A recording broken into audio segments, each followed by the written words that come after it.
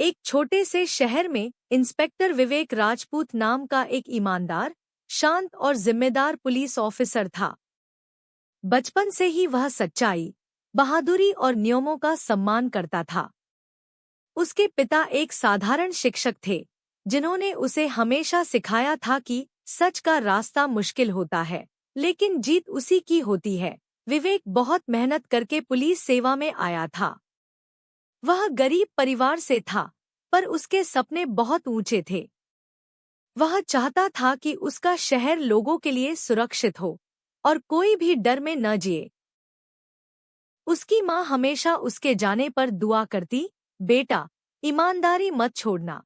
लेकिन इस शहर में एक बहुत बड़ा डर का नाम था, सुल्तान खान। वह एक खतरनाक और चालाक अपराधी था, जो अपने गैंग के साथ शहर को डर और धमकी से चलाता था। कोई भी उसके खिलाफ आवाज उठाने की हिम्मत नहीं करता। जब विवेक की पोस्टिंग इसी शहर में हुई, लोगों ने धीरे से कहा, साहब, यहाँ ईमानदार रहना आसान नहीं होगा। सुल्तान बहुत ताकतवर है। लेकिन विवेक ने सिर्फ मुस्कुराकर कहा, ताकतवर तो कानून होता है। दिन बीतते गए। विवेक को कई शिकायतें मिली। लोगों की जमीनें छीनी जा रही थी, दुकानदारों से पैसा वसूला जा रहा था और कई मासूम लोगों को धमकाया जा रहा था। लेकिन कोई गवाही नहीं देता था, क्योंकि सभी डरते थे। विवेक ने अपने तरीके से लोगों से एक-एक कर बात की। वह प्यार से, धैर्य से समझाता कि अगर वे सच बोलेंगे तो वह उन्हें पूरी सुरक्षा देगा। धीरे-धीरे कुछ लोगों ने अपना डर छोड़ना शुरू किया। उसी समय विवेक को पता चला कि सुल्तान खान शहर के बाहर एक पुरानी कोठी में अपनी बैठकों और गलत कामों का संचालन करता है। विवेक ने तुरंत अपनी टीम के साथ निगरानी शुरू की। वह लगातार कई रातों तक नहीं सोया। लेकिन उसके रास्ते में एक और बड़ी मुश्किल थी। कुछ बड़े अफसर खुद सुल्तान के साथ मिलकर भ्रष्ट काम कर रहे थे। उन्हें डर था कि अगर विवेक ज्यादा ईमानदारी दिखाएगा तो उनके गुप्त राज खुल जाएंगे। एक बार उसके सीनियर ने उसे चेतावनी दी, विवेक, सुल्तान से दूर रहो। यह मामला तुम्हारे बस का नहीं है। लेकिन विवेक ने जवाब दिया, सर, मेरी ड्यूटी है लोगों को सुरक्षित रखना। मैं पीछे नहीं हटूंगा। एक शाम विवेक को खबर मिली कि सुल्तान एक मासूम परिवार को डराकर उनकी जमीन हड़पने वाला है। विवेक तुरंत अपनी जीप लेकर निकल पड़ा। उसके मन में एक ही बात थी, किसी की जिंदगी बर्बाद होने से बचानी है। वह उस परिवार के घर पहुंचा और सुल्तान के नौकरों को धमकी देते देखा। विवेक ने शांत लेकिन सख्त आवाज में कहा, यहाँ कोई किसी को नहीं डराएगा। उसके आते ही गुंडे डरकर पीछे हट गए। जब यह बात सुल्तान तक पहुंची, वह क्रोधित हो गया। उसने कहा, इस नए इंस्पेक्टर को सबक सिखाना पड़ेगा। बहुत ईमानदारी दिखा रहा है।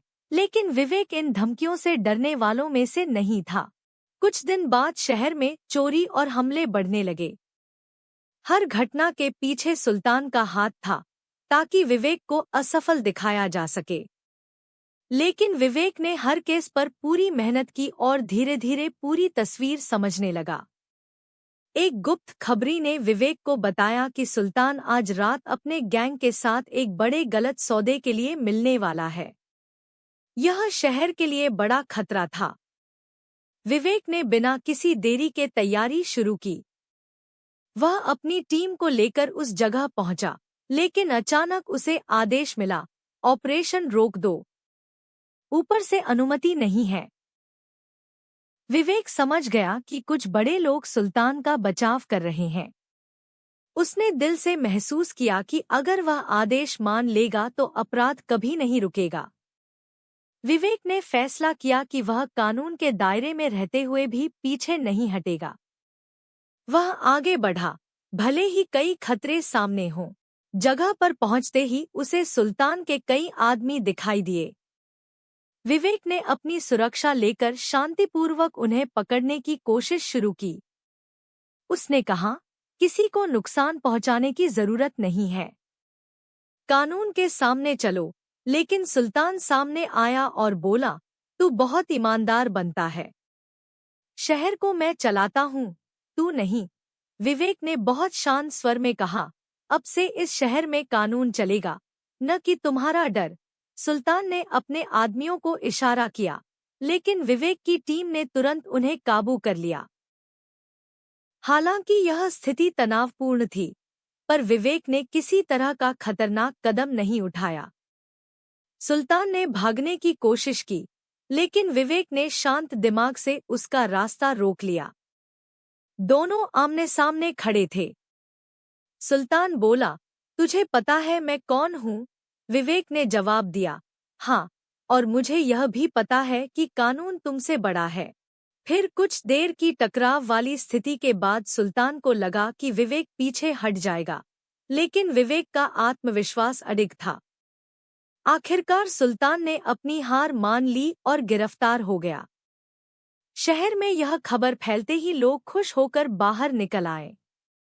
कई लोग रोते हुए कहने लगे, साहब, आपने हमारे शहर को आज़ादी दिलाई।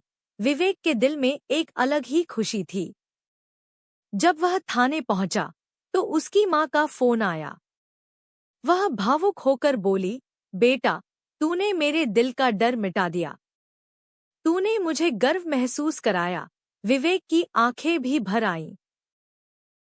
अगले दिन पूरा शहर विवेक का सम्मान करने लगा। लोग फूल लेकर उसके घर आए। बच्चे उसे देखकर कहते, मैं बड़ा होकर ऐसा ही पुलिस वाला बनूंगा। मीडिया ने उसे हीरो कहा, पर विवेक ने सिर्फ इतना कहा, मैंने सिर्फ अपनी ड्यूटी की है। हीरो तो वे लोग हैं जिन्होंने डर के बावजूद सच बोला। फिर सुल्तान और उसके पूरे गैंग को जेल भेजा गया। अदालत ने उन्हें लंबे समय की सजा सुनाई। शहर में फिर से शांति लौट आई।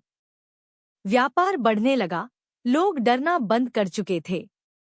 विवेक अपनी रोज की ड्यूटी में लौट आया, लेकिन अब उसके अंदर और भी साहस आ गया था। वह जानता था कि सच की लड़ाई कभी खत्म नहीं होती, पर वह हर बार पूरी ईमानदारी के साथ खड़ा रहेगा। एक बार उसने अपने पिता की तस्वीर देखते हुए कहा, पिताजी, आपकी सीख ने ही आज मुझे यहाँ तक पहुँचाया। उसकी आंखों में चमक थी कि उसने सच का साथ देकर अपने परिवार का सम्मान बढ़ाया है। विवेक का नाम पूरे राज्य में मशहूर हो गया। लोग उसकी ईमानदारी की मिसाल देने लगे। नए पुलिस ऑफिसरों को उसकी कहानी सुनाकर प्रेरित किया जाता था।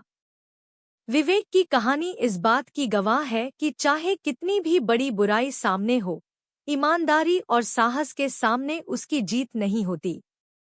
आज भी शहर में जब भी कोई डरता है, लोग कहते हैं, डरो मत, यहाँ इंस्पेक्टर विवेक है, सच का पहरेदार।